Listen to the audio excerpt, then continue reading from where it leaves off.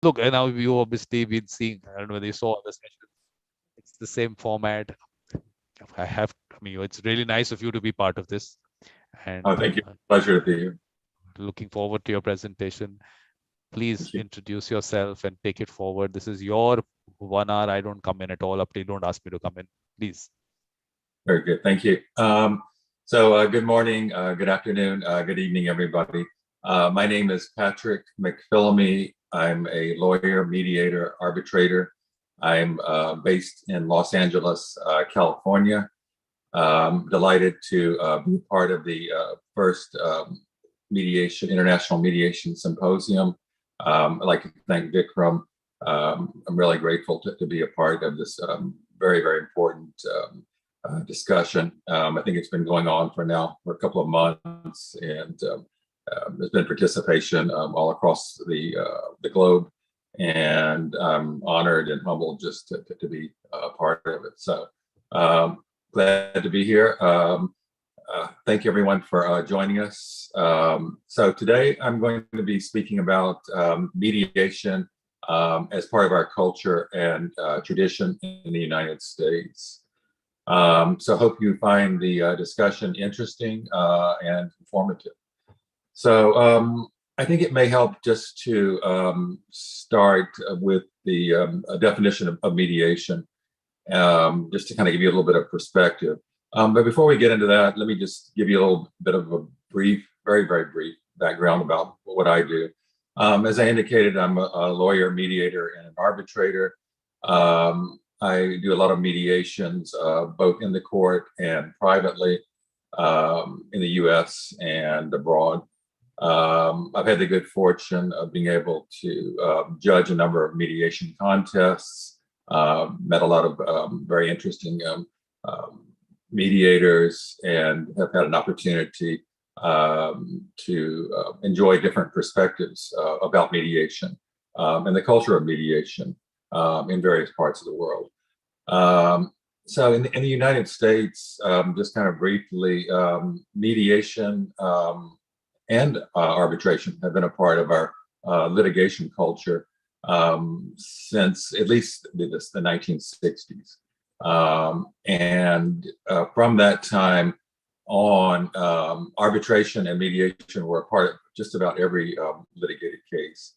So that meant that litigators, trial lawyers were all introduced to some form of alternative dispute resolution, probably early on in their careers.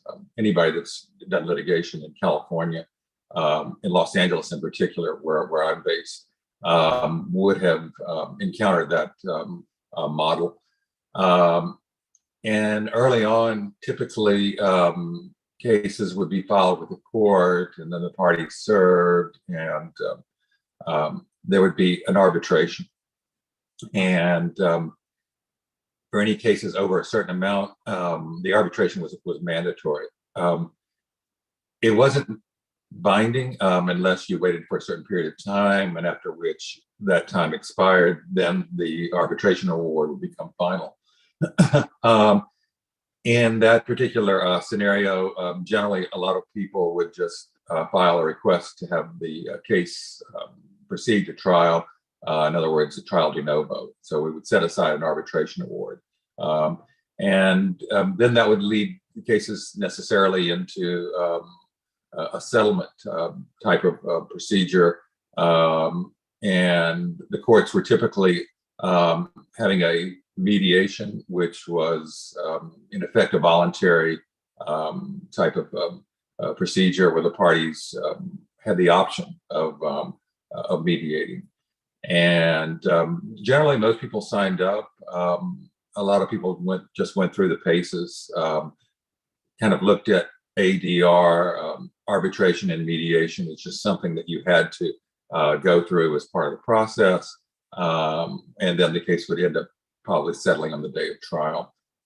And often the courts themselves, through the trial judge or another judge in another department, let's say down the hall, we have a huge courthouse downtown in Los Angeles, so there's plenty of judges that could assume that role. And so then the case would then go to that, what we call a mandatory settlement conference judge.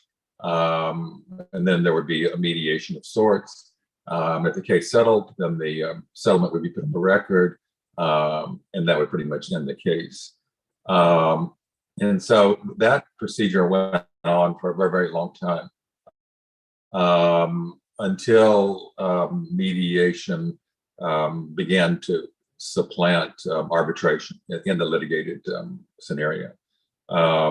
And I guess that maybe occurred late 90s, early 2000s, where you rarely see a arbitration as part of the dispute resolution process in a litigated case. It's available, and if there's a contractual obligation to arbitrate, then you might see it. But generally, mediation has supplanted arbitration. So that's kind of where we are, just generally.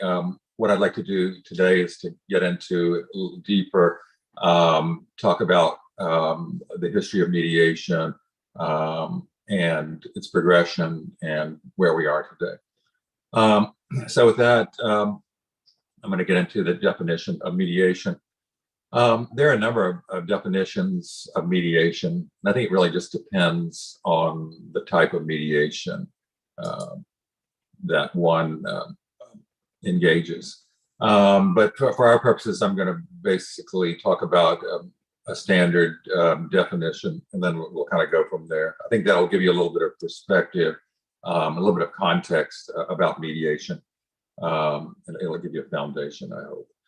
So mediation, it's a process by which the parties to some dispute or conflict attempt to resolve their dispute or conflict through negotiation and discussion with the assistance of a third party neutral, the mediator. So that's essentially what mediation is, or how it's defined here in the United States. Having studied and worked abroad, particularly in the UK and in Europe and in Asia, I see a similar definition, just generically. So that this is something that I think that's understood internationally, if not worldwide. So disagreements, conflicts, disputes, they have been and will continue to be a part of our daily lives.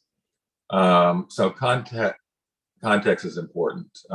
Conflict, it's been with us since time immemorial. Has been with us, is with us, and will always be with us. And conflict is really not always a bad thing. Sometimes we need to have a little bit of a storm to clear the air. But the key, I think, in terms of peacemaking and peacekeeping is to be able to have an exit strategy in a conflict or in a dispute. A way to be able to resolve it amicably, perhaps to preserve the relationship, to be able to go forward, to interact with this person in the community, if it's a small community or what have you. Even in larger cities, when I mediate in the court, we give a speech to start off to extol the benefits of mediation.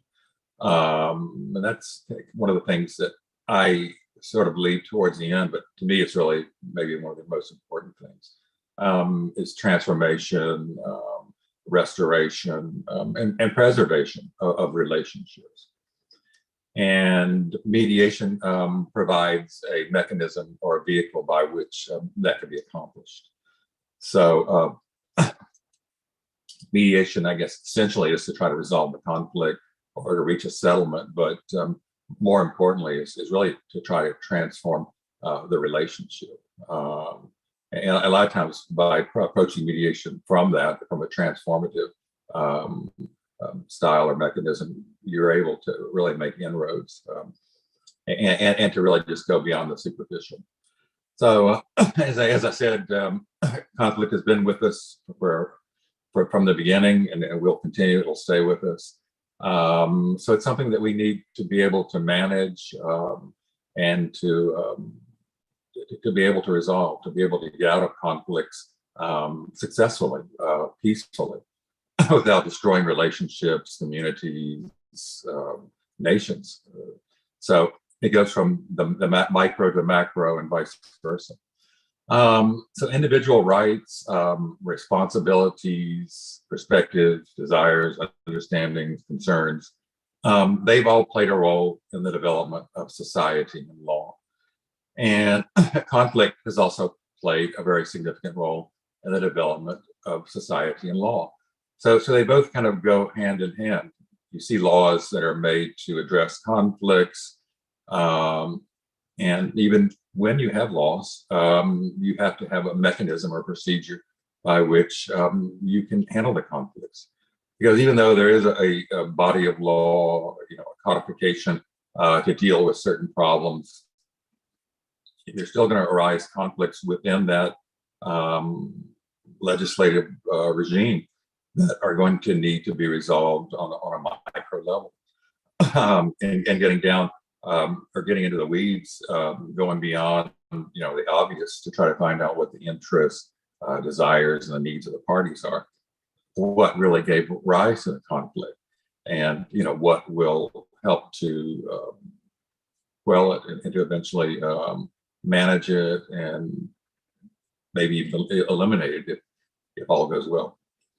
So history is, of course, replete with examples of conflict, and no society is without those.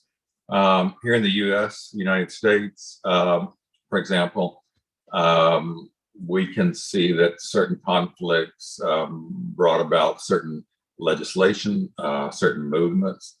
For example, the founding of our country started with the Declaration of Independence. And obviously that grew out of conflict. More recently, in the 1960s, civil rights grievances begat civil rights legislation. And those landmark pieces of legislation grew out of very intense and bitter conflicts here in the United States. So those achievements in civil rights and in social justice, they came into existence from bitter and long conflicts, conflicts that go back to the beginning of our country from the 1600s, and so these advancements were not always linear, as former President Obama once said. And justice, it takes time, but it requires effort, both from the legislative part and I think from the ADR community, to be able to come in and to resolve these important conflicts, these important struggles for human rights and social justice and all kinds of justice. So for some, these struggles took centuries. And you can see in popular culture, movies and films, to document and chronicle a lot of these struggles, from days where it seemed hopeless to now where there is great hope for moving ahead and resolving these different and difficult types of situations. So history of ADR in the United States. So alternative dispute resolution is well established in the United States, as I indicated at the outset of my presentation. ADR has existed in some form or another, probably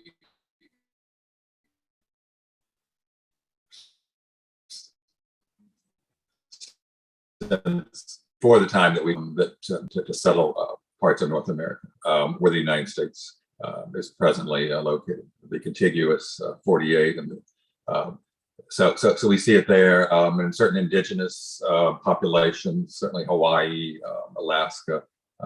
It's been there for probably longer than documented history. So we have a long culture of dispute resolution. So briefly, I would say ADR has existed since the 1700s in the United States. And our recorded history kind of goes back to the early 1600s when settlers came over. And so in 1770, the first president of the United States, George Washington, a name that's probably familiar to most, included an arbitration clause in his last will and testament.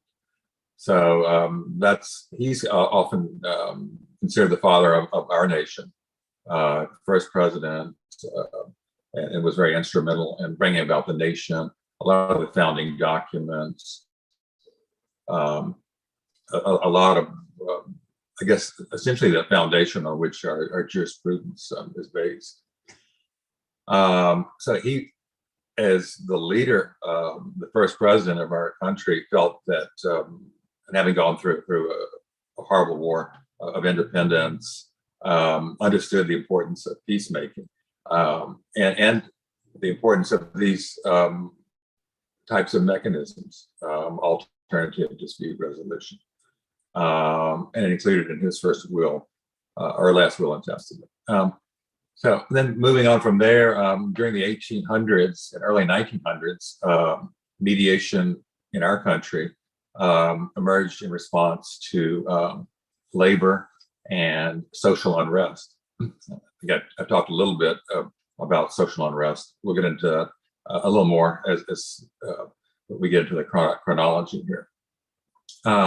So in terms of labor, workers' unions began demanding higher wages and better working conditions for their membership. So as most people know, the Industrial Revolution began in the early 1800s and really started to gain steam around the mid 1800s. And we started to see industrial activity, labor, and a system of employer-employee type of relationships that we still see to a large extent, even in today's market. So that really kind of begat the need for unions and worker representation and groups such as unions that would defend workers' rights. Because initially conditions were atrocious. Child labor, long hours, horrible working conditions, and inadequate pay, and just so many other abuses, that it made it necessary to have a sort of a go-between. And I guess labor organizations, in a way, sort of offered that kind of a buffer, if you will. And in a way, that's how dispute resolution sort of took hold here. It was through these labor unions and strikes and business interruption that followed. So the unions came into existence. They organized, and essentially workers realized that through organizing that they could wield some influence and power over employers to gain rights and improve working conditions and ultimately their lives. So as one way of handling conflict or disputes, workers organized and they began to strike. And that often caused business interruptions. And so the strikes were frequently met with violence. They had what were called, strike busters, where labor or management would hire individuals, often thugs, for lack of a better word, to use violence to basically break up these demonstrations, meetings, and so forth that were organized by labor and the unions. So as a result of this type of conflict, a mechanism called collective bargaining came about. And collective bargaining was essentially a form of negotiation, and in a way was an alternative dispute mechanism in and of itself. But collective bargaining became supported by mediation as really the principal driver, the principal mechanism for collective bargaining. And as a result, these conflicts, often bitter conflicts, violent conflicts, some of which led to great bodily injury or even death, were being resolved between labor and management through collective bargaining and mediation.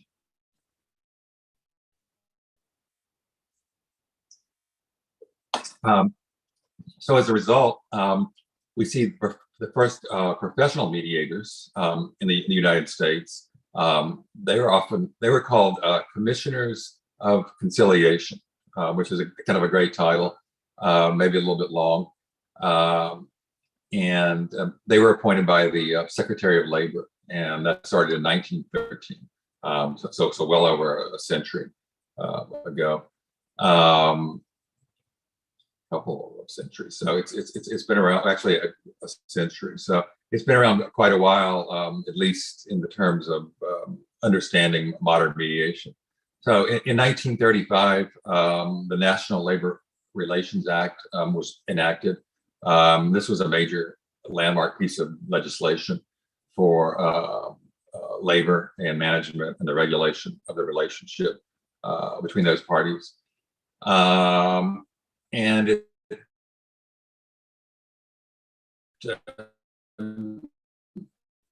provided a legislative skill with problems that arose between management and labor, but it nonetheless didn't negate or render the importance or the need for mediators. So notwithstanding all of these wonderful pieces of legislation that have brought us further in terms of our relationships with one another, there still is a need to have a mechanism within those legislative schemes to resolve conflicts. Because as we all know, notwithstanding legislation, lawyers can fight over just the smallest things, minutia that other people wouldn't even think about. And so that type of examination and litigation just bolsters the need to have a third party to be able to come in and to deal with all of these types of issues. So great legislation, great legislative initiatives, notwithstanding the need for mediation, has just continued to increase. So the 1960s, as I kind of alluded to earlier, was a period of great civil unrest here in the United States. Probably all of you all know the iconic figure of Dr. Martin Luther King, who led a number of the movements to address these egregious civil rights offenses that had been perpetrated on Africans and people had brought to this country, enslaved and then ultimately freed. But notwithstanding their emancipation, really didn't enjoy the same civil rights that the rest of the population did here in the United States. So that reached a boiling point, as one might imagine. And in the 1960s, we began to witness it.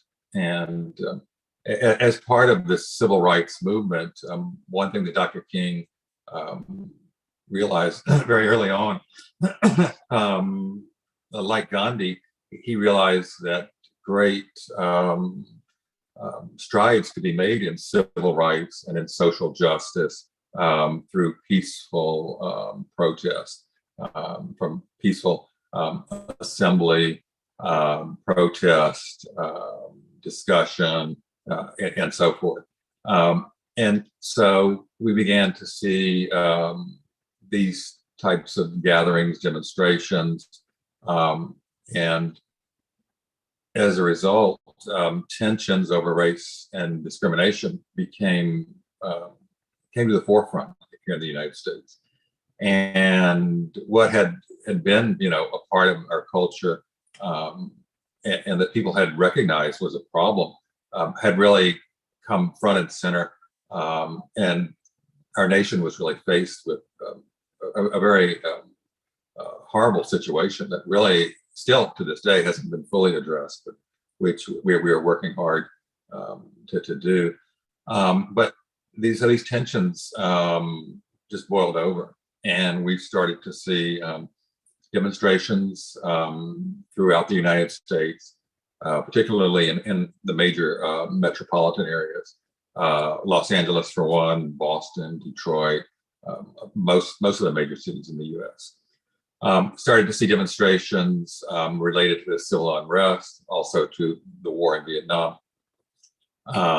and so forth. And a lot of people saw those as related issues. And you would frequently see demonstrations, and often the demonstrations would turn into conflicts, and sometimes even riots. And the riots would often result in loss of life and property. And there was a police response, and obviously it wasn't something that was handled in a correct way, certainly. And I guess part of Dr. King's strategy was to let the nation and the world just see really how ugly the situation was through peaceful demonstrations and gatherings and assemblies. But as I said, that dynamic with citizens, police, often became dangerous and resulted into dangerous conflicts and riots. So, as I said, not all conflicts are bad.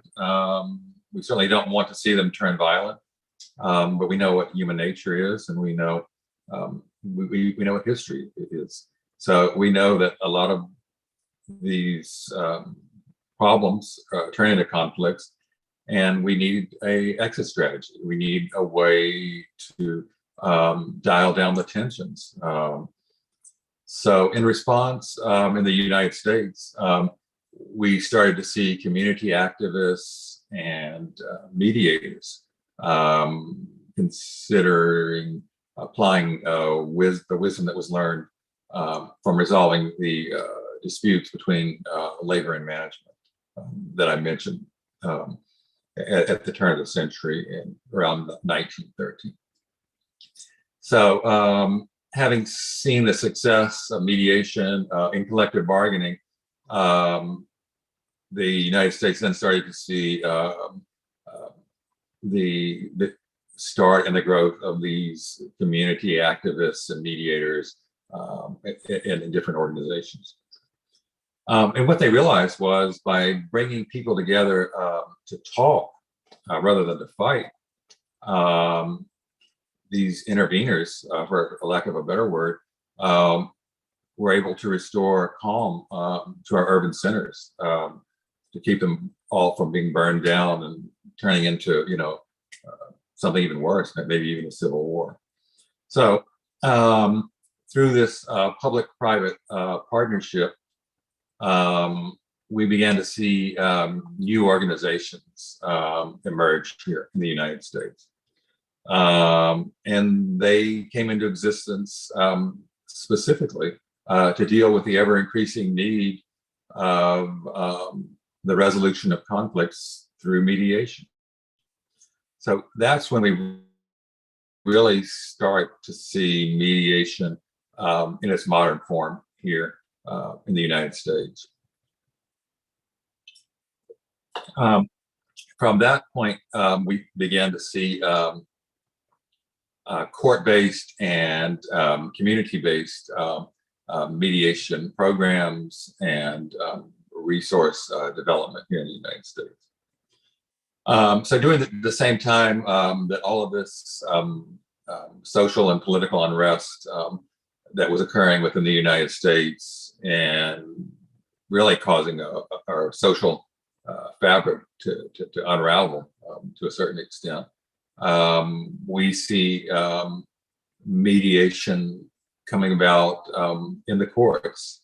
And just kind of briefly for my international audience, the United States is a country that's divided into 50 states, and each of those states has its own system of government, which basically has a similar model. It generally consists of 3 branches of government: the legislative, the executive, and the judicial.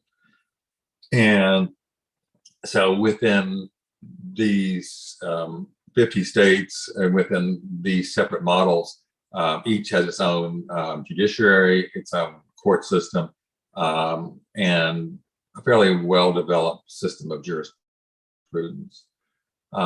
Generally, the jurisprudence in each state has a constitution, state constitution, and statutes and case law and administrative law, and just a whole host of other bodies of law that govern relationships within those states.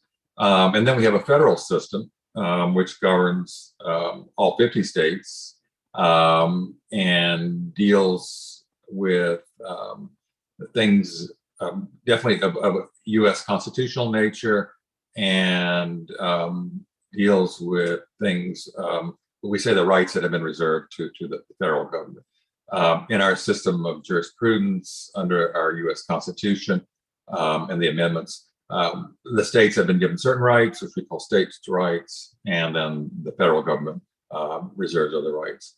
And so within that scheme, each of the 50 states has its own set of laws and rules and so forth. And so out of that grew mediation. And within the 50 states of our country, we see different schemes for mediation, different plans, how they've set it up, how it was organized, how it's implemented. But I'll talk about a little bit about that from a California perspective. I think mediation has certainly, we may be one of the pioneers in mediation. So a lot of the developments, at least in the United States, often come from California. And Los Angeles, being the largest county, definitely has probably maybe the most activity in terms of litigated cases in the state and perhaps within the nation. Some people say that we're a state of laws rather than people, but there's certainly a lot of both. But so within that context, we start to see mediation developing and beginning here in the United States. With any kind of dispute, court disputes also tended to involve very strong emotions. And any of you all that mediate with the courts see that often a lot of even commercial disputes, especially commercial disputes, you'll see that there's some underlying emotional conflict that brought about a lot of these situations. And even if it didn't bring it about, there's often strong emotions associated with the conflict. So we see those, and you, as a mediator, have to deal with them. Separate fact from emotions. Sometimes you want to hear the emotions because that's where the real problem is. Courts began to develop systems for handling these conflicts. And mediation, although I said it's been around since time immemorial, the modern system hasn't. And what we know and enjoy today largely is a development of the 1960s. Although we saw it in collective bargaining and the early part of the century, and we saw different versions of that type of bargaining and dispute resolution, but really didn't see the modern version until the 60s here in the U.S. And as I said, the social unrest and labor disputes really kind of brought it into existence.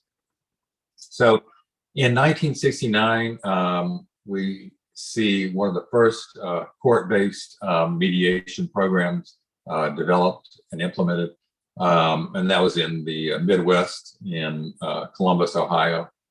I guess that's home of LexisNexis. When research and things started to become more online, and we start to see developments in the law, and kind of a rebirth and a renaissance, so to speak, of how to handle these very, very heated and emotional charged conflicts. And so initially, law professors and then subsequently law students began to act as mediators in those cases. So mediation was definitely a very specialized, stratified type of endeavor in the early days, as it was beginning to become a profession, before training, certification, and all of those things that we now know and enjoy in modern mediation. So initially, the court system developed and mediation began there. And in these systems, the cases would frequently go through mediation as part of the whole litigation cycle. And people began to see the value and the benefit of mediation in the court system. And it began and it continued to expand. So the late 70s, early 80s, we see mediation really starting to take off, to sort of get legs here in the US. And at that point, I think we sort of understood that this was really a very powerful tool, and that it probably was here to stay, even in its nascent stages. So we saw that in the early 70s and early 80s. And with a lot of new developments, excuse me, the public-private partnership was really very important and beneficial for developing and enhancing mediation here in the United States. So community mediation certainly benefited from funding from the U.S. government. There were a number of initiatives. I won't bore you with all of those, but a lot of government funding, particularly with these labor types of organizations and community organizations. Government realized that this is really a very important way to address conflicts, particularly after they had seen the riots and cities burned and things like that. They needed to address these conflicts, these deep-seated issues that have been around since the founding of our nation. So between, I guess, the mid-70s and the mid-90s, 1990s, in the United States, we see over 200 community mediation programs starting. So that was a very, very important development, and just continue to kind of bolster and support mediation. Here in the United States, there's legislative schemes throughout the states that regulate and deal with mediation. In some states, it's more regulated than others. I'll talk a little bit about that in more detail shortly, and my focus will be more on California Although I mediated in other jurisdictions in the U.S. and abroad. I think California tends, as I said, to be the pioneer in thinking and obviously in just the development of mediation itself. So the courts continued to be a very important part of the establishment of mediation in the United States. As I indicated, there's a joke that Californians, we're a state of laws rather than people. I think perhaps a lot of other states share that same sentiment. So we were definitely highly regulated. But within that, regulation, there is an acute need to have a practical way to deal with these disputes. Because as you can just see behind me, that's a small smattering of my library. There's just endless legislative schemes and codifications and rules on top of rules to deal with more rules, and not even lawyers, not even trained people in jurisprudence can keep up with it. And it certainly doesn't keep cases out of the courts. And it doesn't get cases out of the courts. So there has to be a mechanism, and mediation is that mechanism. So the cases initially, mediation involved misdemeanors. So mediation, kind of in the context that we've been discussing, first came into existence to deal with small offenses, crimes, and how to deal with those and how to resolve them without sending people to prison for, peccadillos and things of that nature. So that's where we first kind of see mediation in the court system. But it quickly and subsequently expanded to include small claims cases, family law cases, and just a variety of other types of cases. So mediators started to become prevalent during that time and forward. And so community mediation continued to thrive, accepting and mediating cases, oftentimes that weren't suitable for the courts for a number of reasons. Or that just weren't even actionable. In other words, there wasn't a piece of legislation that provided a legal right or remedy. But nevertheless, there were still conflicts, and a lot of these were community-based. They could have been just as simple as, you built your fence on my property line, your dog's barking all night, to things that are perhaps more serious, or more threatening in terms of safety and that sort of thing. So community mediations continued to thrive, and they offered an access, if you will, to justice, an access that often wasn't provided through the legislature, through codification of legislation, or through the courts in case law, or otherwise, but yet involved conflicts that were important to people, to citizens, to residents, and they needed to be resolved. So community mediations, community mediation centers arose and began to thrive, and found their paths here in the U.S. and exist and thrive even to this day, and even through the pandemic, thankfully. So mediation was developed to provide an alternative mechanism for dispute resolution. And you probably have read and heard that nowadays it's not so much the alternative. It's, especially during the pandemic, it became the way. And we'll talk a little bit about that briefly. So it was initially developed, mediation, to quell city unrest and later to ease overburdened courts. because at one point until the early 80s, at least here in California, cases could languish in the court system. It could take 5 years from the filing of a case to the time that it got to trial. And obviously, the old cliche, justice delayed is justice denied.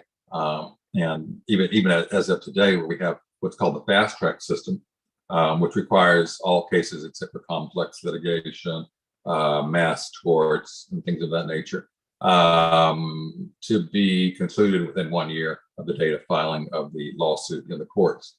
So, but even with that, even with those legislative changes, the courts are just they're overburdened, they're clogged. It's really very difficult to move cases along, even with the fast track. So here in California, statistically, as I indicated, we have a federal and state system, and the statistics kind of pan out to be the same.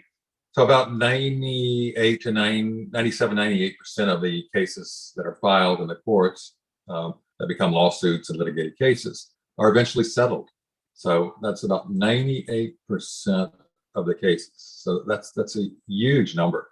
And obviously, of those cases, the 2% that go to trial, half of those are winners, half are losers.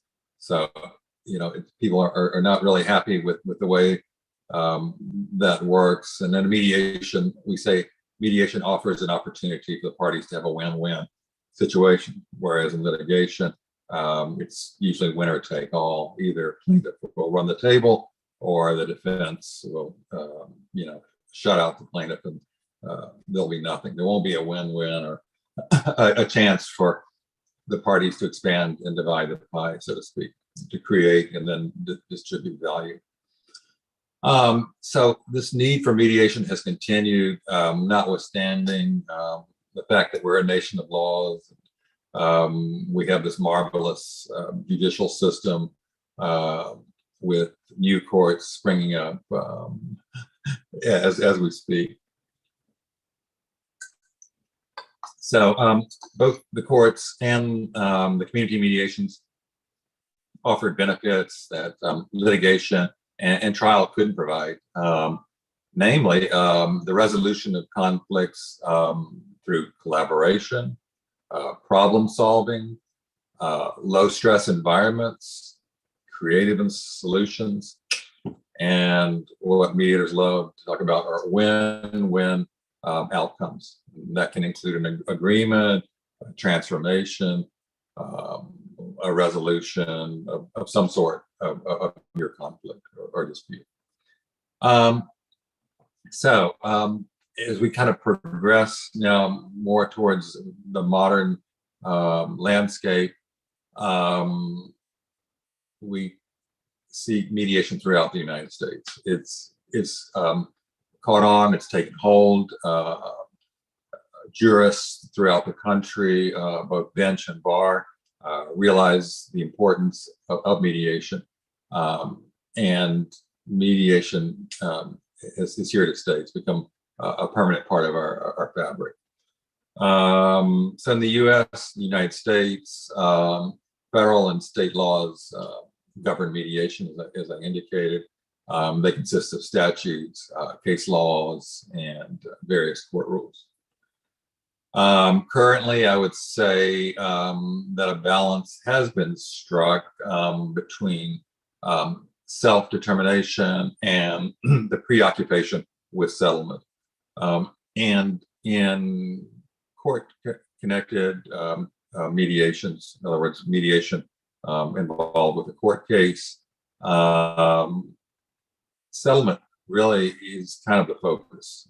It's the focus of the courts and the mediators as well, because we sort of take our lead from the bench, and we know that our role, at least in the court connected mediations, is to try to move cases through the system, to try to unclog the docket and to try to reach resolution.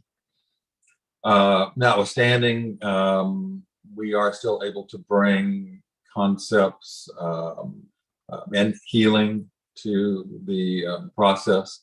And a lot of times, even in just from my practice in the courts, I do see people cry, people hug each other, exchange numbers and so on. So there is definitely, a little more to it than just settlement as the focus, and it provides those kind of benefits for people who need it or want it or are willing to go a little bit deeper, to sort of let go a little bit. So in the United States, as I said, we have 50 states. 4 states kind of took the lead in mediation and mediation development.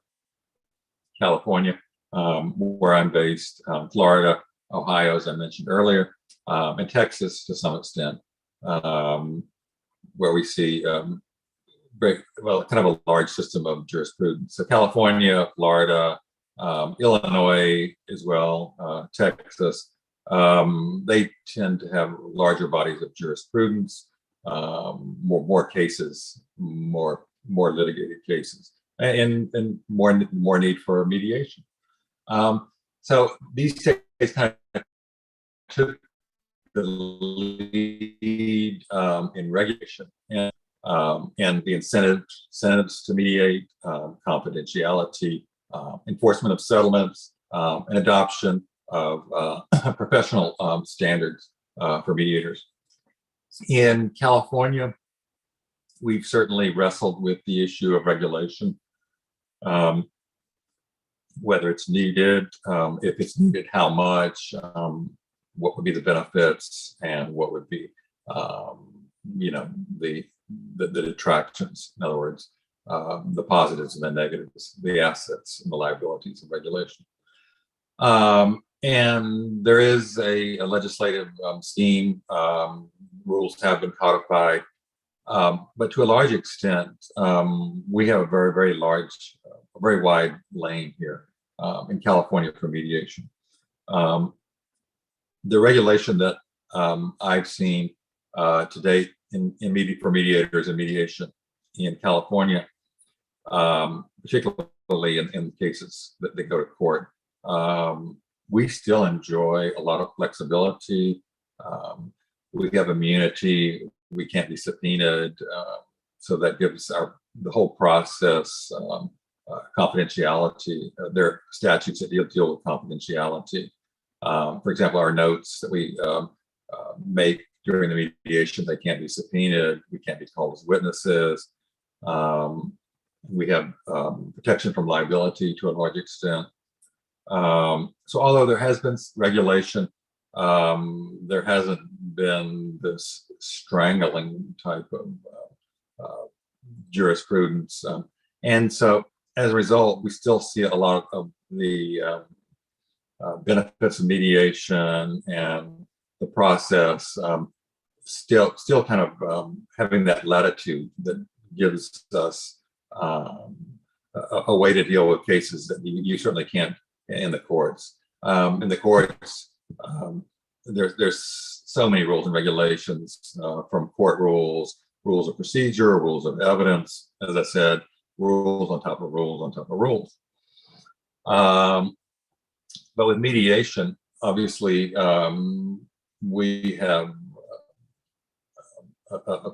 there is certainly education and certification, and there are ways that we approach things psychologically and so forth. So we're not without, knowledge and standards, but we're just not as restricted, let's say, as a lawyer litigating the case. We can go deep into the weeds and then into issues that you can never get into in the courtroom or in the context of the litigation. You definitely have to stay within your lane and be careful as a lawyer, not to act as a psychological counselor or social counselor or any of those things. But as a mediator, you are kind of able to do that, and you're able to bring in a whole host of other professionals if needed, refer clients out to other professionals. So it's really offers just such so many more avenues to try to approach conflict and to deal with conflict and to try to ultimately resolve it.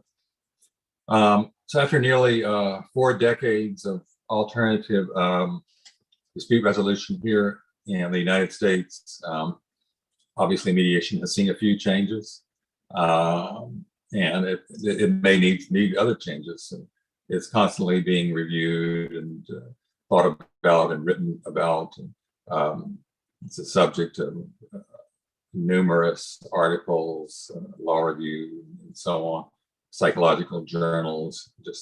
You just see it in all kinds of cross disciplines. So mediation is really has a very big tent, brings in all kinds of disciplines and all kinds of wonderful people from around the world. And we've seen a dramatic expansion to the access of justice. Here in the United States, particularly in California, access to justice is unfortunately driven by money. And money is definitely an important part of the system. It fuels litigation. Sometimes you say you can't get a good lawyer without a large bank account. And to some extent, maybe some of the better lawyers, it does require extensive financial resources. And even the smallest, simplest cases, because of the minutia and all the rules and everything, end up becoming very expensive to litigate, often prohibitive, and often just not really conducive to our system of jurisprudence. So mediation has offered a massive expansion to the access to justice. Justice delayed is justice denied. So without money, also access to justice is denied to a very, very large extent here in the United States. So even if you are able to, afford some lawyer, it may not be, the best lawyer. It may not be, equal to the task or equal to, the lawyers on the other side. And in some cases, parties spend millions of dollars just on the lawyers, and often they lose the case. So it's a win-lose rather than a win-win kind of situation. And even if you do win, if you spend more money to litigate the case, do you really win? Is that really justice? Do you really have access to justice? And if it requires a war chest to be able to get from the beginning to the end of the case, is that really access to justice?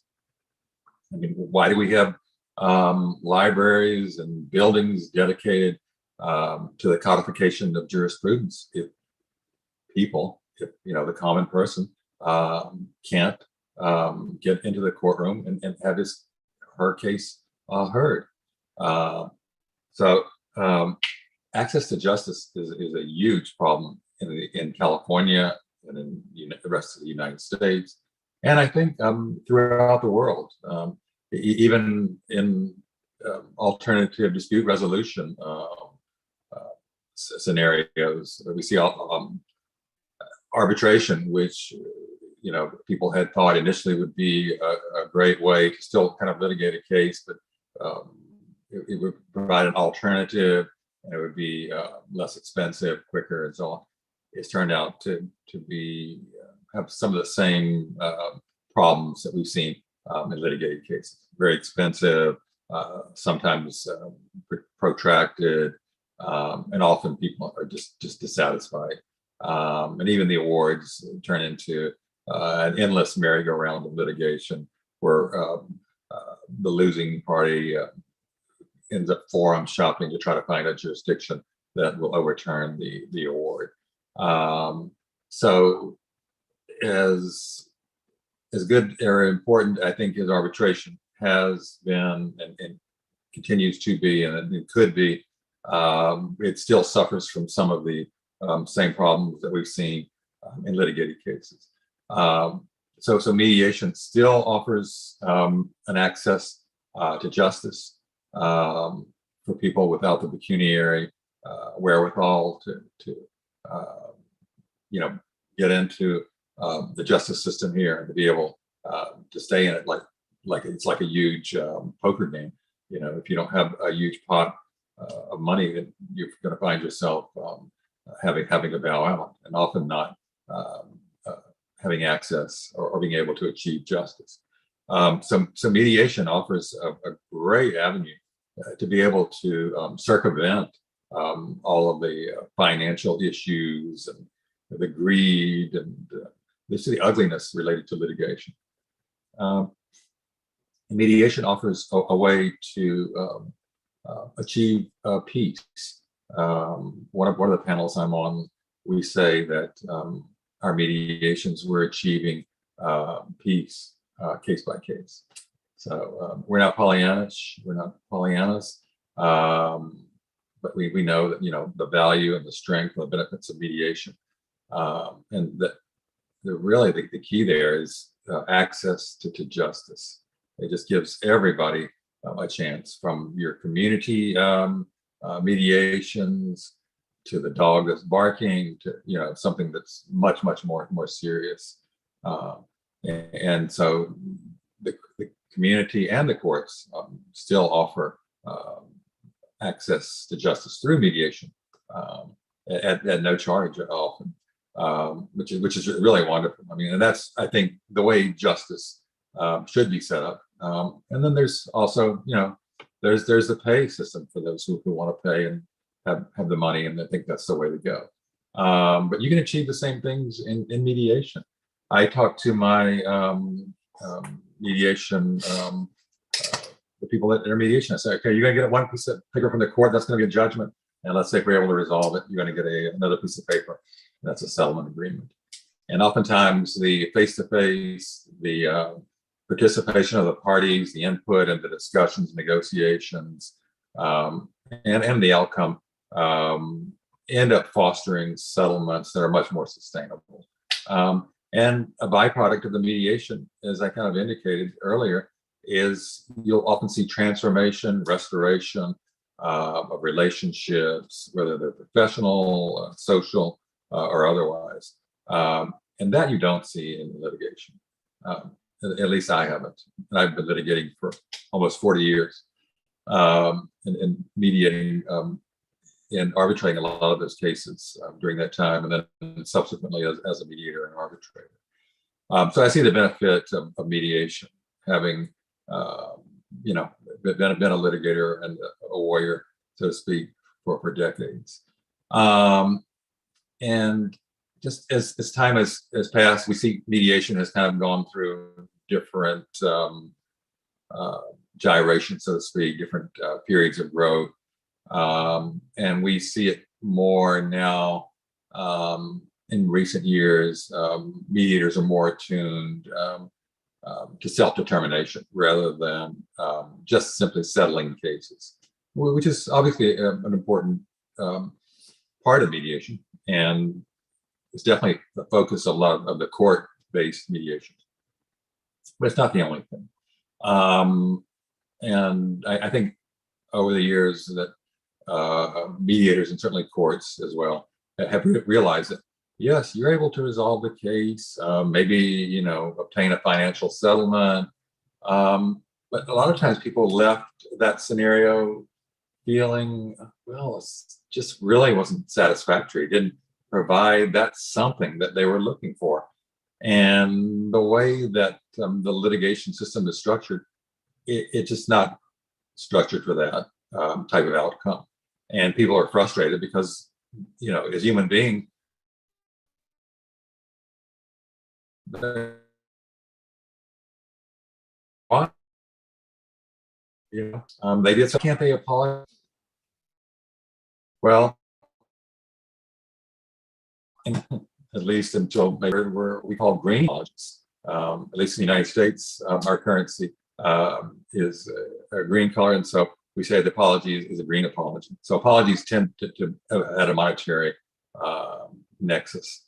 And not all monetary settlements can clear the air, can restore a relationship, they can undo a wrong, they can bring about forgiveness, in a circle or what have you, that you would never encounter in a courtroom, in front of a judge or other decision maker.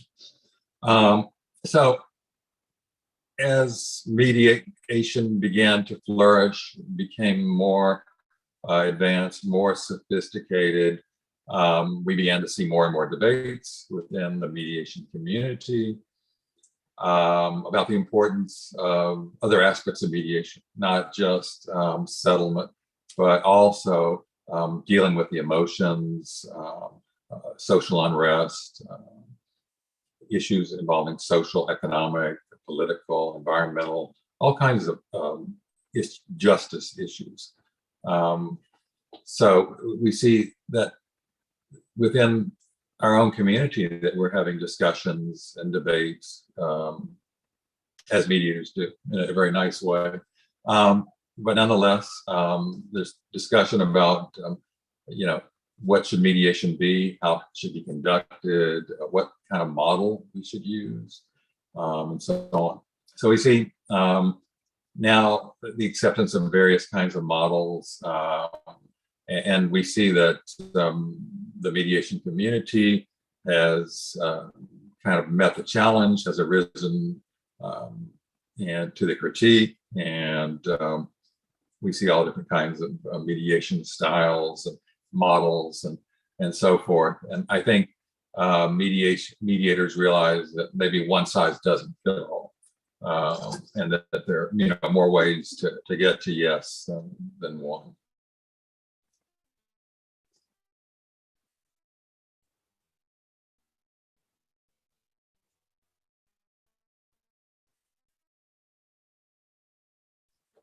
So I would say the mediate in the dispute. And I think this paradigm shift has occurred because the parties feeling, one, that there was something missing, and that two, they feel a sense of empowerment now, being able to address their own conflicts and to develop their own problem-solving models or plans or what have you, considering the interests, needs, desires of the other party, putting themselves in the other person's shoes. So we do see a paradigm shift, kind of perhaps the beginning of a quantum shift in thinking, and in how mediations are conducted and the models and so on for addressing and resolving conflicts. So this has fostered, I think, party-driven solutions and transformation and restorations of relationships. And choices about mediation process continue through today, and they will continue. And I think the debate is healthy. I think it's good.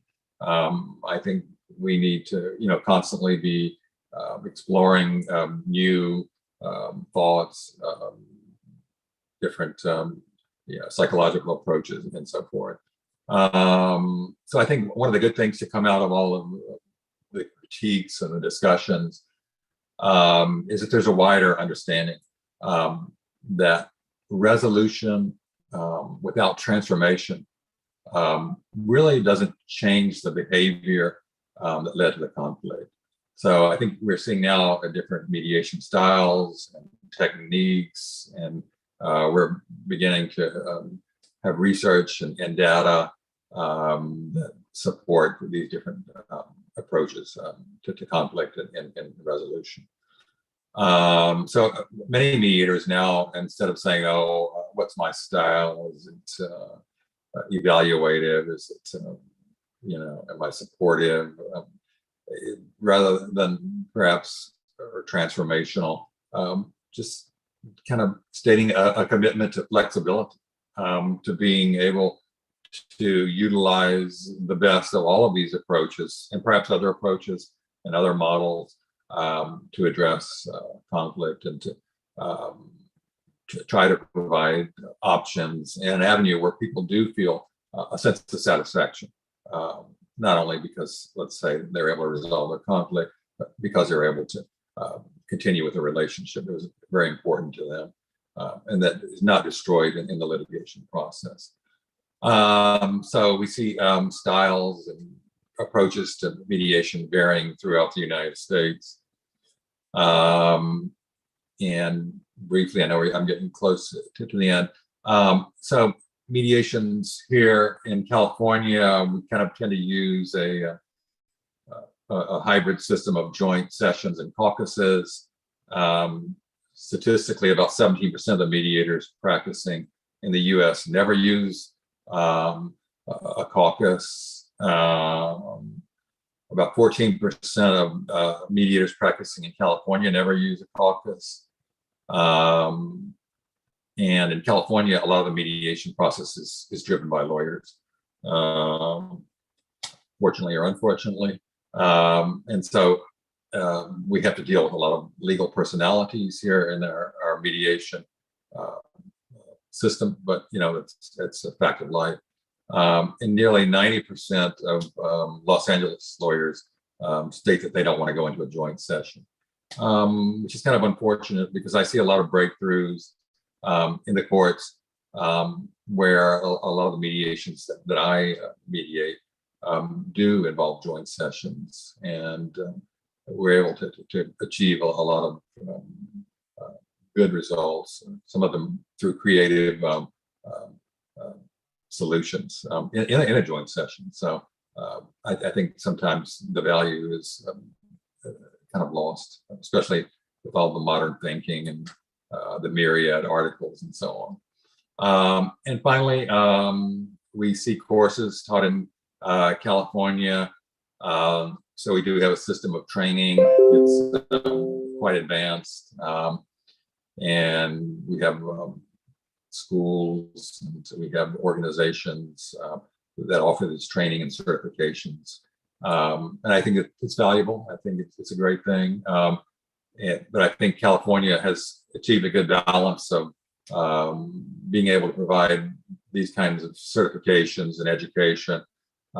First of all, so that we have competent mediators, but secondly, so that we can engender the confidence of the public. Because as I heard the last speaker say that, a very good speaker from Ireland, say that they have a lot of good mediators, great mediators. I know some of my colleagues, I'm sure you do too, Vikram. But the problem is that a lot of people just don't know about this great resource and the value and the benefits of it. So definitely we need to be able to present that, to spread the word, to get the word out, to let people know, hey, we've got something good here. This is, and we have a way of addressing these conflicts and of dealing with the overburdened judiciary system, of finding a way to avoid the delay so that justice isn't denied and so that justice is meaningful. And so that we provide an access to justice to everyone, not just the well, healed, the ones with the unlimited financial resources, but to everybody, because unfortunately conflict just knows no boundaries, and it's not limited to the wealthy. So that's kind of where we are in terms of the history and the culture in the United States, more specifically in California. So kind of to wrap up, I first of all just like to thank Vikram for organizing the first international mediation symposium. It has brought together just a wonderful array of speakers. As I said at the outset, I'm humbled just to even be a part of this group, this auspicious group, and this symposium.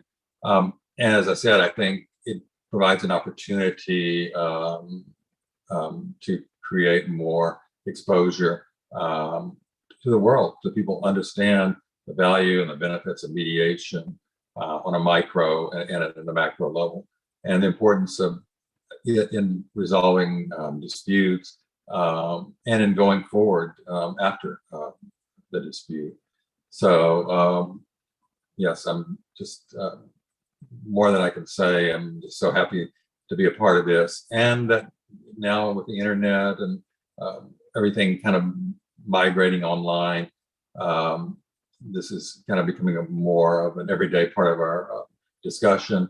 And I hope that this is the first and the beginning of more of these types of gatherings and symposiums, and that we can offer this body of knowledge and wisdom that we've accumulated for centuries. So I'd like to thank you again. I'd like to thank everybody for their kind attention. Hope they found the presentation interesting and informative. So many thanks. Thank you, Patrick. Good overview. It's a very, Thank I you. mean, I think you've given a lot of details as to what's been happening in the system. I think a very good overview on that. But definitely, like there will be questions, there will be discussion. So, look, I tell you what, Patrick, the situation is that I always give the example of the US, not in the positive sense, in the negative sense. Why? Because when I hear that you have 100 million cases filed into courts every year, and on the other end, the world looks at you for mediation and 40, 45 years of mediation and the American model and everything.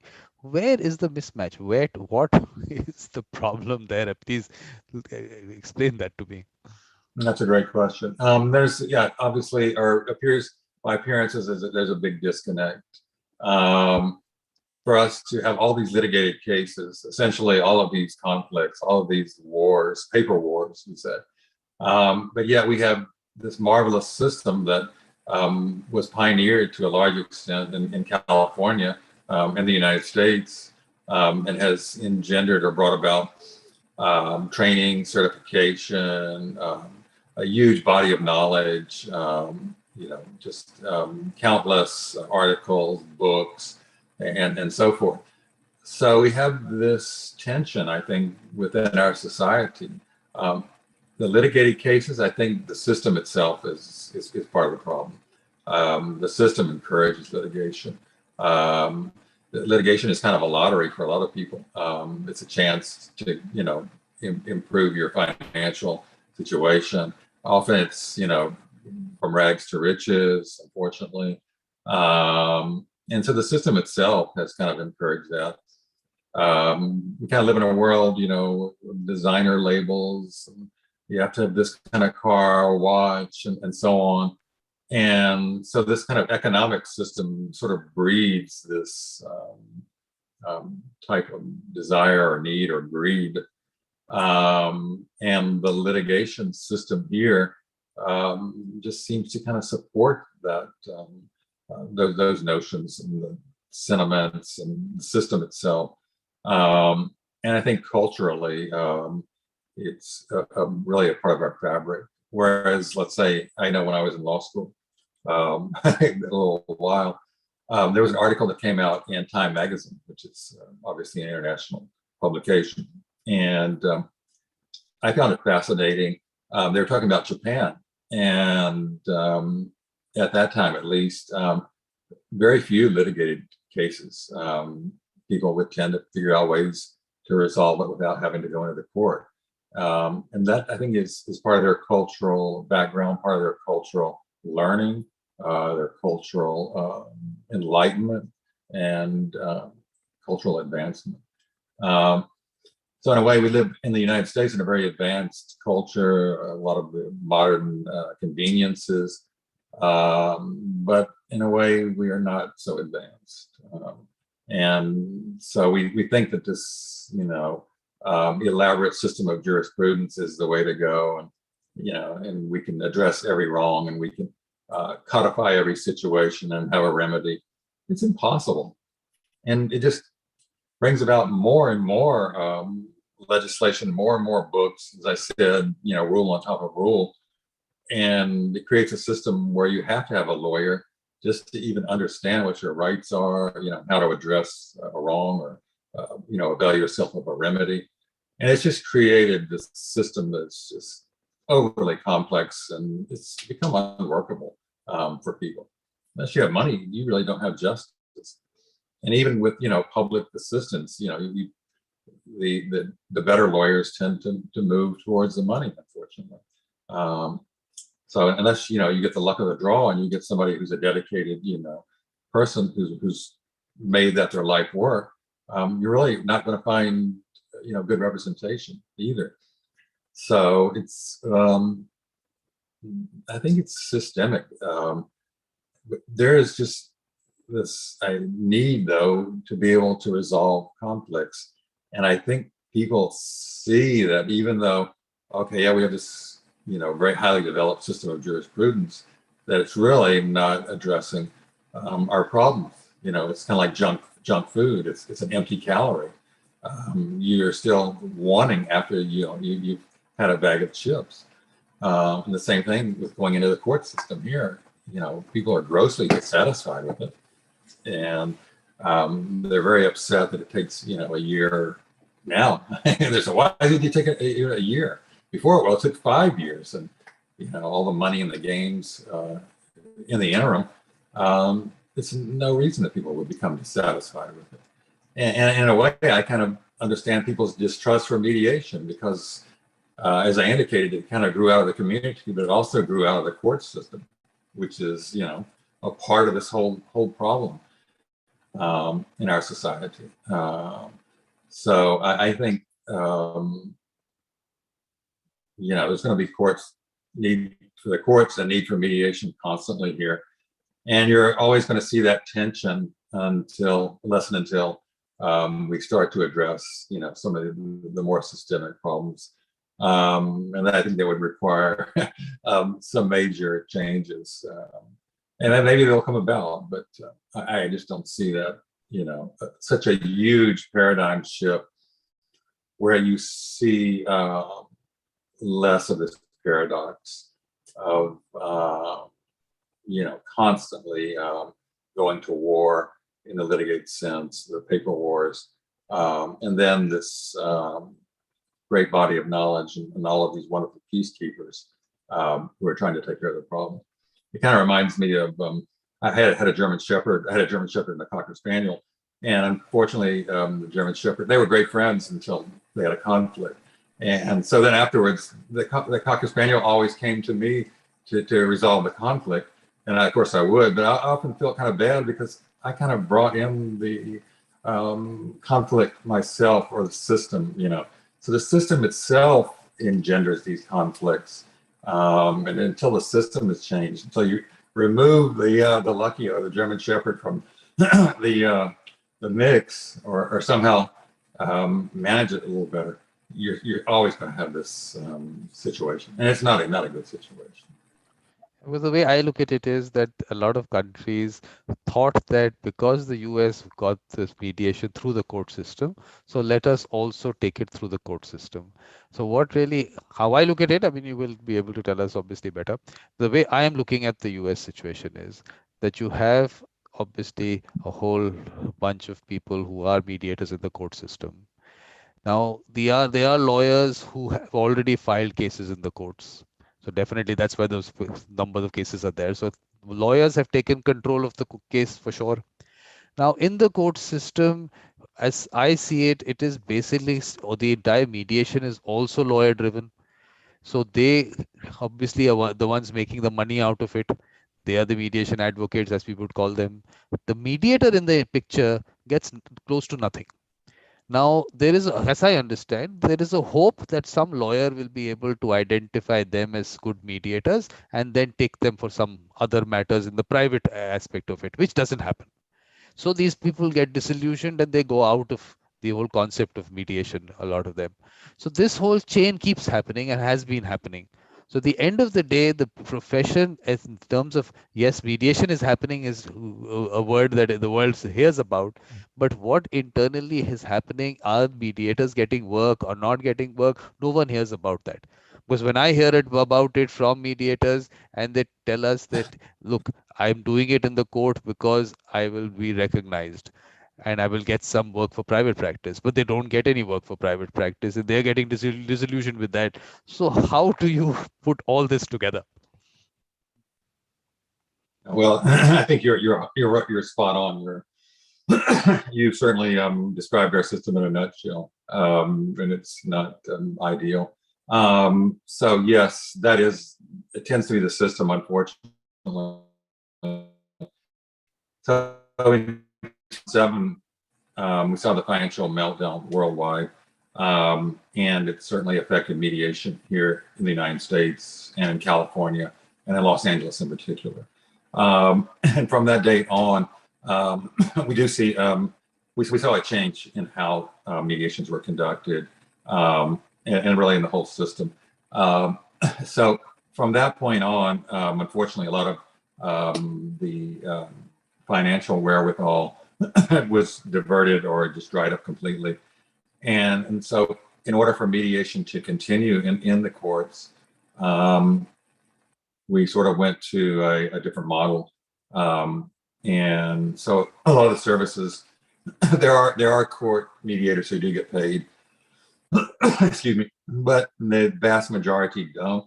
And a lot of the reason they go into mediation, as you said, a lot of them are new and they're learning. Second, they gain experience. Third, they gain exposure. And some of them go on to successful mediation practices, whereby they're able to sustain themselves financially through mediation. In other words, they can earn a living. A lot of them don't. And a lot of that's for a number of reasons. I would say one, obviously there's a competitive element, unfortunately. Some mediators are better than others. And so not all of the people who are so generous to dedicate their time, talent, and resources are able to monetize their knowledge, education, and skills. And some of them continue, and where it's kind of their own. We say it's their own love, or the labor of love, so to speak. It's in other words free, because they enjoy it very much, and some of them bring great passion, and a lot of knowledge, wisdom, and experience. And some of them, do thrive in the private world, domestically, and some go on internationally, to be known and recognized, and in demand, in different contexts, some academically, professionally, and so forth. But unfortunately, we do see a lot of mediators that come and go, for different reasons. And I think part of that is because they can't monetize it, and they can't, make it work in their scheme of things, and in their time management and so on. And so we do see a lot of good people leaving that would definitely benefit the community. The other thing that you raised that I think is very important too is that mediations tend to start in the courts. So whether most people don't have a positive impression, a lot of people don't have a positive experience with the courts, and so anything associated with the courts often has that bias, sometimes unconscious, but still a negative bias towards the courts and anything that comes out of it, including mediation.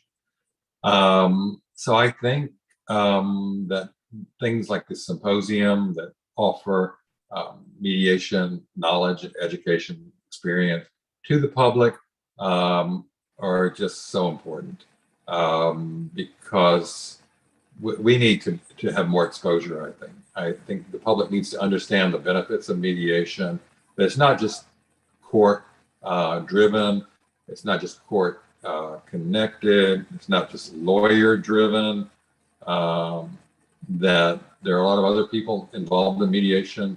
You don't have to be a lawyer. That's definitely part of the legislative scheme throughout the United States. It doesn't hurt. I can say that definitely having been exposed to litigation and trial work, and having seen arbitration and mediation through the court system as a litigator, and subsequently as a mediator and an arbitrator, that it kind of gives me a better, a fuller picture. But I think that we do need, because I remember the first case I mediated in the courts. I really probably wasn't supposed to mediate it, and the my trainer said, swamped here, can you just take this case? And I think he just sort of wanted to placate the parties to keep them from knocking on the door. And so I settled the case, and I came back, and he said, oh, so how'd it go? So I settled. Why? Whoa. He says, well, we need more litigators to be mediators. So I kind of, it gave me confidence, and that was a number of years back. And luckily I was able to settle the case, and things turned out well. It kind of, things went positively. But, I could have gone the other way too. I could have gotten a complaint, and, well, this is not for me. I should just be, hammering other parties as a litigator. But we definitely need, I think, litigators to come over. We're not saying from the dark side to the light, but we're saying, from dispute resolution to alternative dispute resolution. Because alternative, it's no longer really the alternative. It's starting to become more mainstream here. But I think we suffer a little bit from, lack of marketing. We need to kind of hawk our skills and our the benefits. And I know let's say in the court assisted, some of the courtrooms are great. Some of them just, they couldn't sell ice water in the desert, and much less mediation.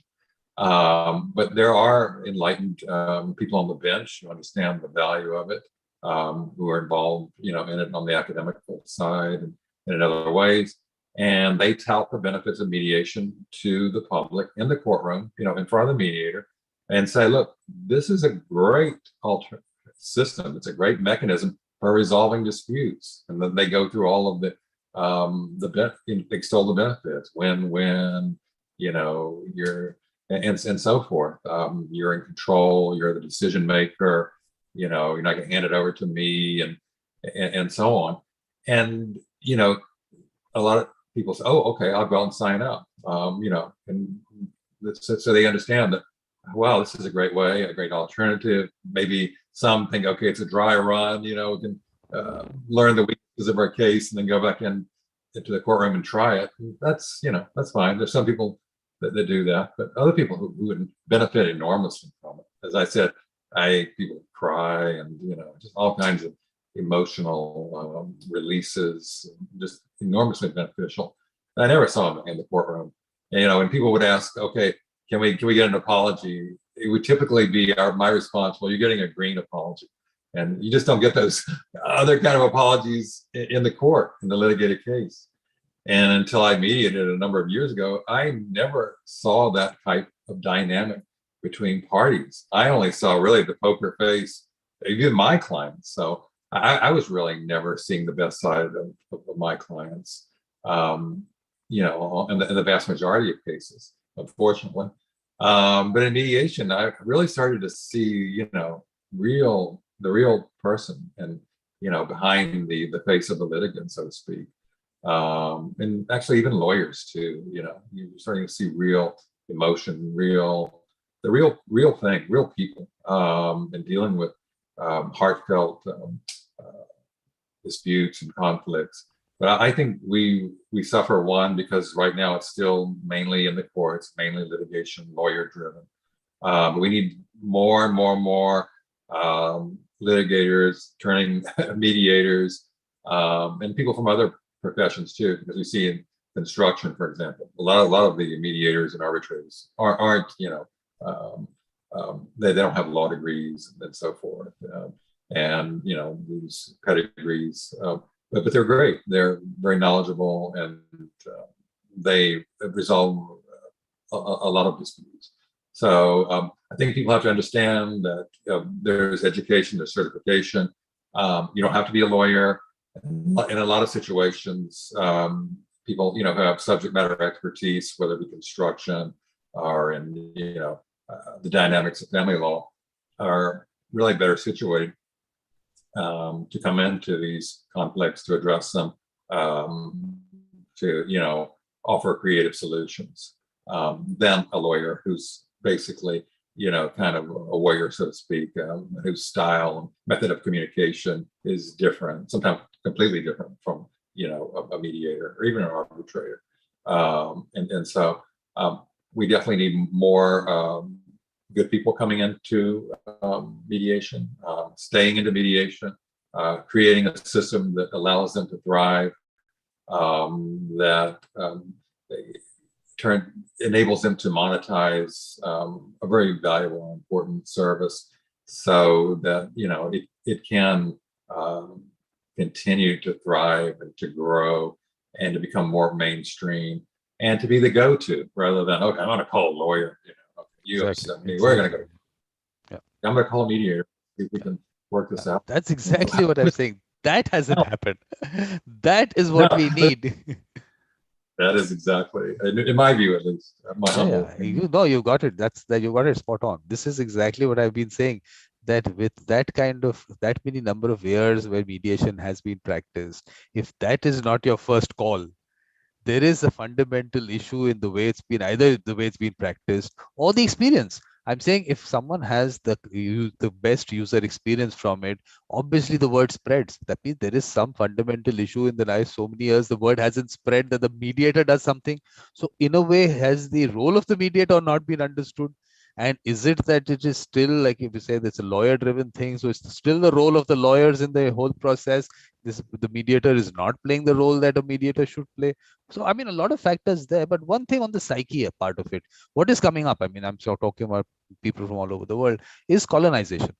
I think that psyche of the people, where courts and dispute resolution has been linked.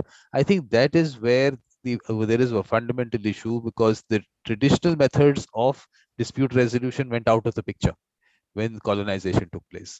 So now the whole connection of dispute resolution was the courts, which according to me is not the correct concept. Dispute resolution through the courts is one mechanism. Yes, it exists, and there is a law, there are laws and everything around it. But there is dispute resolution and has to happen first within yourselves. Then you move to mediation. I mean, that is how dispute resolution should happen. So that aspect, that disconnecting the two, I think we have to do that. How do we do that? How do we get that into people's psyche? I think that seems to be one area which a lot of work will require, because it's a psyche issue. And how do you get into that aspect which has been person has been conditioned over years to think that way? So that this we have to disconnect that aspect for sure. I mean, just the fact that in so many, I mean, US is of course the prime example. Of course, UK. Yesterday, Andrew's talking about the fact that 18,000 mediators, only 500 have worked. I mean, it's just that, just do not understand, or maybe the wrong people are getting into it. Maybe this is just not the right people. Maybe the whole process of them, people identifying the mediators, if they don't get it right, then there is some fundamental issue. The way the training and all people talk about, I'm totally against the concept of saying that training will make a mediator, which is, again, I'm going to repeat to you because you haven't been coming to my shows. I keep telling people that show Evolution of a Mediator was for this purpose. A mediator, you don't make a mediator. The mediator goes through so much in life to be at that point, to be what we would call a mediator, that mindset and everything. So I think that also maybe people don't understand, maybe the role of a mediator and the importance of a mediator and how it's been practiced. What you were saying, the changes, what Michael Lang spoke about, how it has become a transactional thing. So in that transactional thing, the role of the mediator is looked at very differently. So the way we would want the larger role of a mediator to come across, maybe it's not coming across. So I think a lot of factors there. I think how it has to change. We have to have those discussions, because what I found, something which is important and which is what we have to get to, is, or you said, get to the people. I think that aspect of it is now what I want to work with, and obviously you're going to be part of that. Getting to the people is not what we're doing, because we've done a lot of within the mediation circle, a lot of discussions, nice people and everything. Now let's get to the people, and we've understood the issues involved. So we'll be able to get to them easier, to be able to explain in the language that they should understand, or would understand. So I think, Patrick, I think that is where the next move has to happen, and you'll have to think of ways to do that. Yeah, I agree. I think that's really where we need to go. I think you're seeing too, the courts, even though they're kind of a sort of a negative, I think they'll be a positive in a way, perhaps an unintended benefit. I think as we're seeing the UK, for example, India, where mediation is becoming mandatory because the court system just can't deal with the volume of cases. Don't touch that. Yeah, Don't touch that topic. Patrick, you've touched that topic with the wrong person. Please don't okay. do that. I will go. Now Well, I have to go through it. I will go through this with you after you finish. okay, I could be Pollyanna, but I'm hoping that there's going to be a collateral benefit rather than a disadvantage. But going back to what we were saying, we definitely need to get the word out to tout the benefits. I remember my grandmother a number of years back said, "Okay, you need to talk more about the good things that you're doing and let people know, because even if you're doing all this, that, or the other, if they don't know about it, then really it's just lost on the public." So I think this is the symposium. I think practitioners will see better and different faces come to the ADR scene, and I think that's great. And I think we've got a good mix of people now, but this is maybe for a second generation, so to speak, and we're going to need new ideas, new energy, new people, and I think that's going to help.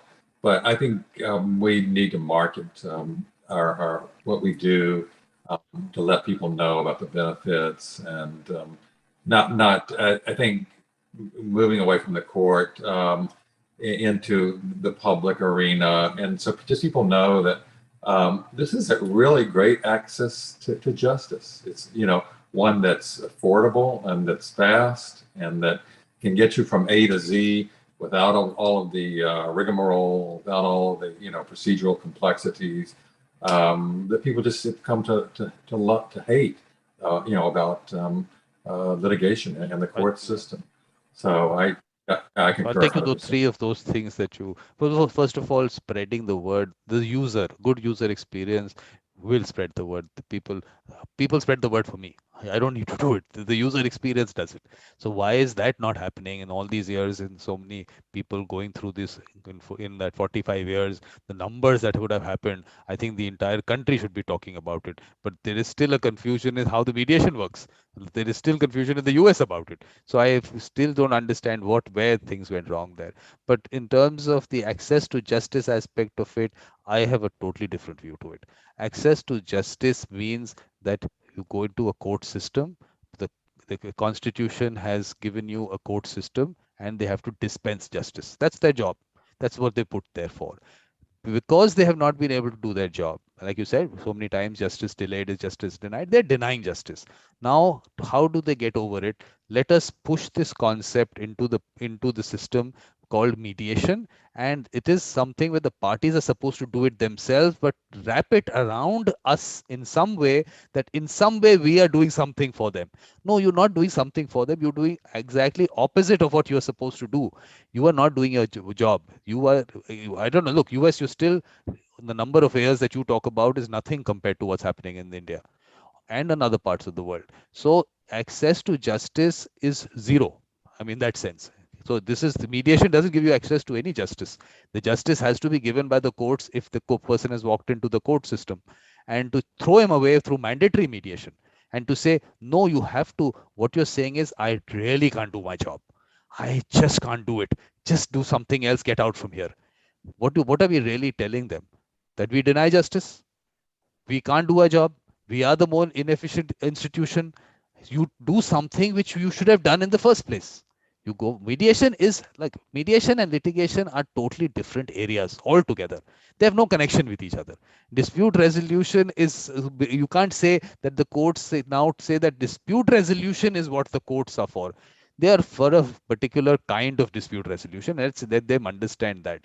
So mediation is totally out of that. My problem, I'll tell you, with the access to justice and the connection of mandatory mediation and all that has happened with it, is that in a country like ours, the fact is, at what stage does a matter go into mediation? And we have a Supreme Court judgment which talks about after the pleadings are complete.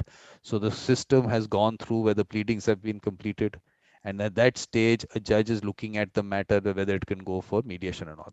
There is a lot of time spent in the entire process. At the end of the day, a judge also has to spend time on the matter.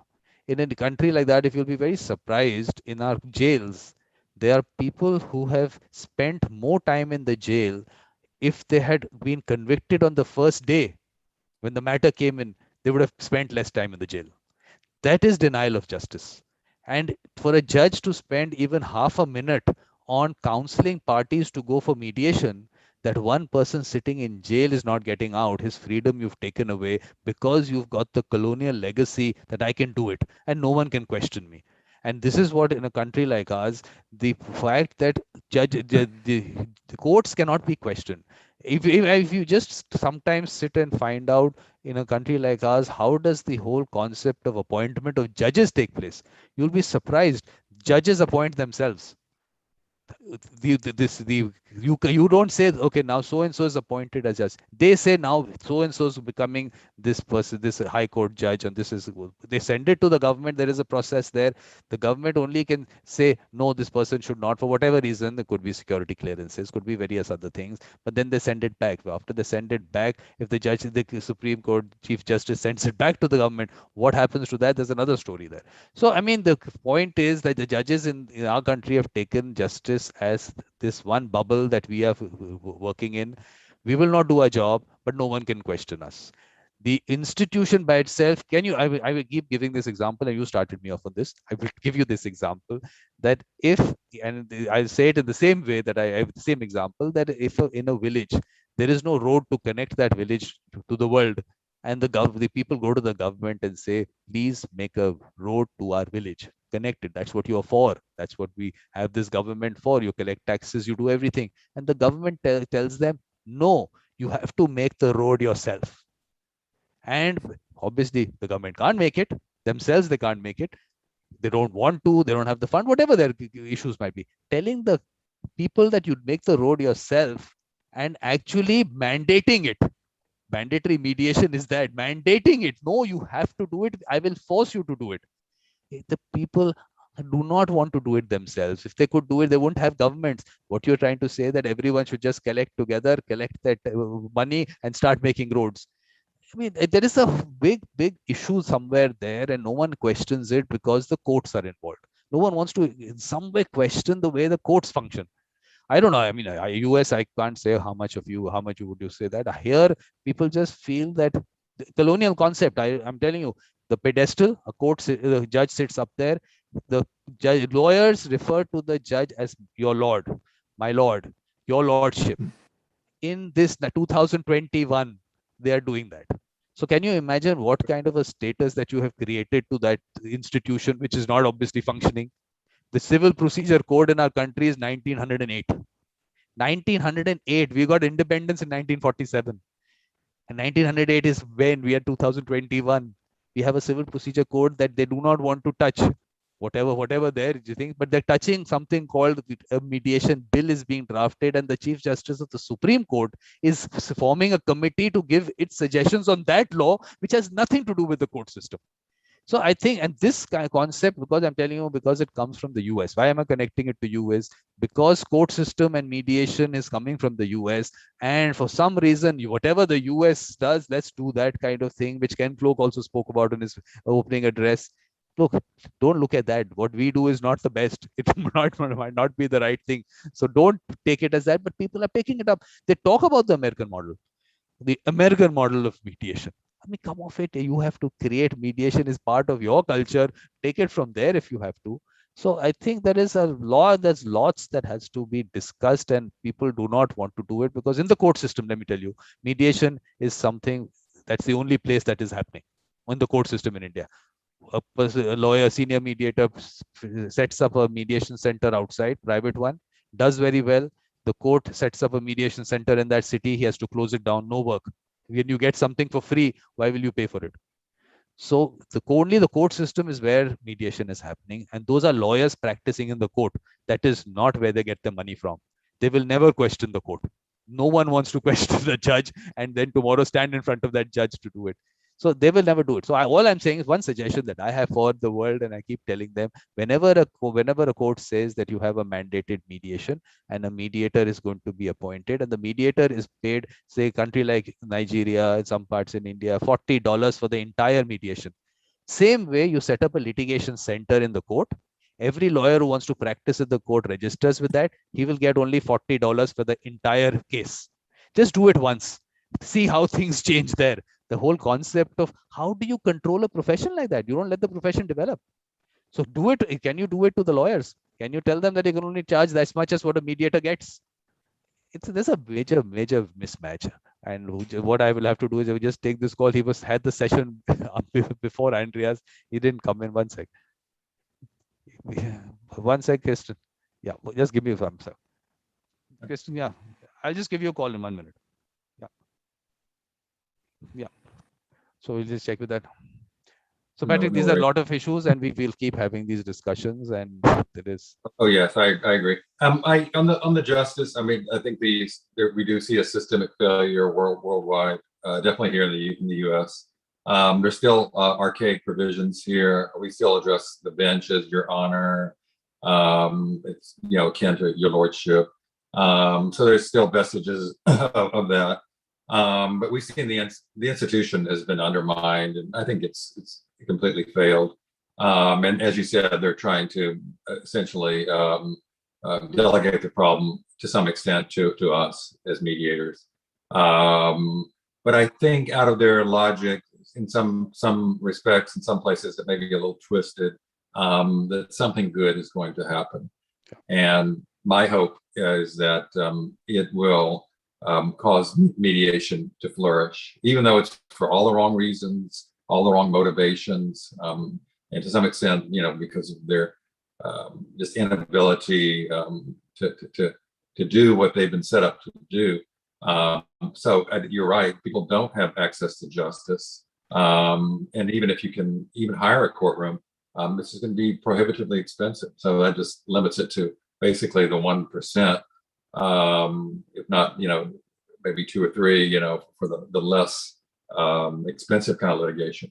So the reason the reason I consider mediation as an access point to justice is because 1, it's affordable. 2, it's much faster. 3, it's streamlined.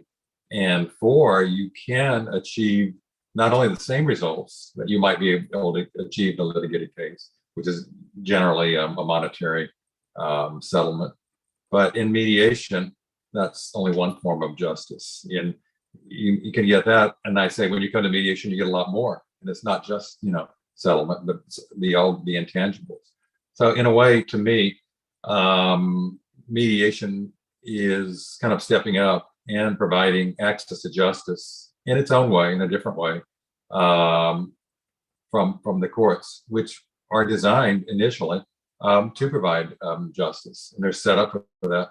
But they obviously don't, and they've been, the well, so to speak, has been poisoned, unfortunately, with money, and the prospects of, going from rags to riches, or dramatically changing your life. So it's all money driven. It's driven for all the wrong reasons. There is an aspect of, I want to get justice. I want to correct a wrong. There's a principle involved. Yeah. But almost all cases I've seen over the last 40 years, it's really just comes down to money. And occasionally, somebody wants an apology, but generally in that context, it doesn't happen. It's just, you just tell your client, I'm sorry, it's not going to happen. It's not the way a litigated case works. But as a mediation, I see apologies frequently, and I don't think that is unusual at all. Whereas if one of my clients in a litigated cases think he'll say sorry, I want him to say, you try. I said, but more than likely it'll cause the monetary settlement to unravel. That's a very sad commentary. But really, a lot of what they're looking for is an apology, and the money is, for some, is secondary. For others, it's the raison d'etre for the whole thing. That's why they started the case, and that's why they assiduously hang on, like the barking dog and won't let go of your pant leg. But yeah, so unfortunately, the system worldwide suffers from problems, and I don't think that it can change unless you change the whole system, and that's, I think, beyond our ability, at least at this point. So we're kind of continuing to plug the systemic problems on a larger scale that we're seeing in the justice system, which is only a part of the whole malaise, and then we're trying to plug it with these different things, and so now they're trying to make it better by giving the cases to us. Well, I think they will make it better, because they're obviously an abysmal failure, in just so many ways. And people are dissatisfied and fed up, and undermine the whole system of justice. And once you do that, it really starts to throughout the whole system. So until you've got a system that can right wrongs and do it in a way that's accessible to the entire populace, then you're just going to be putting band-aids on a failed system. And that's definitely a series of webinars. That'd be another symposium. But for now, we're dealing with what we got, and there's possibilities, I think, to make. Mediation is great, but we got to get the word out, and we have to bring more people to it. Good people, better people, and I think we just have to keep doing it. And more symposiums. Every time there's some mediation event, we need to advertise it. After it occurred, we need to extol the benefits of it. And it may seem tedious to our community, but we need to do it. I think we No, Patrick, I think what's happening, what next stage that we have to be discussing now is that this whole concept of the law on mediation, which of course countries are, because of the Singapore Convention and ratification of that, even the domestic law, they are thinking about and they're talking about. That aspect also, I think at this stage, if those discussions start and they do not do something to that law, which can then in some way spoil the entire concept of promoting mediation. Because look, right now in terms of private mediation, as we call it, in the US, there is nothing to regulate it. That uniform law that you have, how many states have adopted it, what's happening, of course, you can tell us that. But there is nothing regulating that. So what do you want to regulate in that? What you want is that it should be confidential, it should be without prejudice, witness should not be, the mediator should not be called as a witness. These things is what you have to protect. But in the process of drafting the law, there are vested interests who want to create a regulatory body also. Some people want to create a regulatory body. For a lot of other things. I mean, look, whatever might work for the US, look at India, there's zero. There is nothing on private mediation happening. Here, there is a whole, like I said, committee and everyone talking about a mediation bill which is going to be put into parliament. I don't even know what it looks like. It hasn't been put out for public consultation. So let's see what comes out of there. But the point is, today we have the best legislation in the world. It's called on mediation. I still call it a mediation. It's called Conciliation, because it was called Conciliation by UNCITRAL in 1996. So foresight of the government. Today, confidentiality is protected through the entire country. We have one uniform law for the country. Advantage. Without prejudice protected. Mediator cannot be called as a witness. That settlement agreement is as good as a court decree. No one knows about that law. No one talks about that law. Imagine in a country like ours, where sitting in a village, if someone can get a court decree, that is access to justice, the way you put it, access to justice. I still say that is per person creating their own justice, that because there is no access to justice. But imagine that if you can do such a thing, to be able to not get to that to the people, and now they're thinking of tinkering with it. Sometimes I feel actually the judiciary doesn't want to lose control. Why should a person sitting in a village get a court decree in their hand? We were not involved in it. We have to be involved in everything relating to dispute resolution. I think that we have to sort of break, like I said, we'll have to keep going back to the breaking that whole colonial mindset, which is there prevalent everywhere. I mean, you can't imagine how much it is there in every part of the world. Yeah, even here where we tell, we're so advanced, we're not. But yeah, we definitely need to minimize the regulation. As you said, confidentiality, can't be called as a witness, admissions can't be used in court. Just the basics to,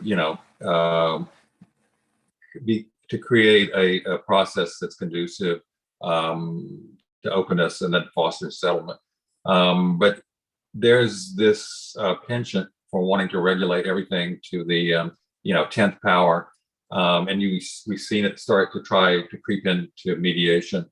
And in California, I mean, we definitely had a very robust debate about whether or not we should be regulated more. And the consensus is that we should not. Yeah. That the regulation just essentially turns it into another type of institution, government, and they just demonstrated an inability to be able to discharge the basic functions of their mandate. So maybe private is the way, but they certainly I think there's a vested interest in some jurisdictions for the judiciary not to tout the advantage and the benefits, because in some ways it will take away from them. I think what I'm seeing here is, why do a lot of the courts say, oh, it's great? Maybe it is self-serving because they just have too many cases to deal with, Absolutely. and they more, and it doesn't matter to them because their plate's full, and it won't detract one bit from them in terms of money or anything else. So they're glad to throw the so-called crumbs, which are turning out to be major, to us mediators to handle. So as I said, I don't think they're altruistic or so-called or really all that nice, but I think a lot of it is self-interest. But I think that self-interest will eventually be of benefit to a larger group. Unintended, but a lot of good things happen from. No, but Patrick, this is exactly what I'm saying, that if that self-interest had created that whole thing outside the court system, where people looked at that being the first step to call a mediator, I would have said, yes, that has helped. But if that keeping everything in the court system and the lawyers taking advantage of that whole thing, where this Jeff Kitchavan was speaking somewhere and he was talking about it, that New York, this particular district court, they have this mediation center and they give this mediation for almost free. But who are the people in that district? The large companies. They can pay. So he's making a differentiation between free and pro bono. He says this is not pro bono because obviously these people don't need it. You just are giving it out free. And should you do that? So there's a whole, you have to start, someone has to start questioning it. I hear him, so that's the only voice I hear. But those voices should, I think, increase. But Christian is here. He's a little late, yes. He's very late, yes. So, but anyway, Patrick, thank you very much. And these conversations will go on. We will keep continuing these conversations. I enjoyed it. It was Thank you so very, much. very nice talking to you. I'll just stop this live stream.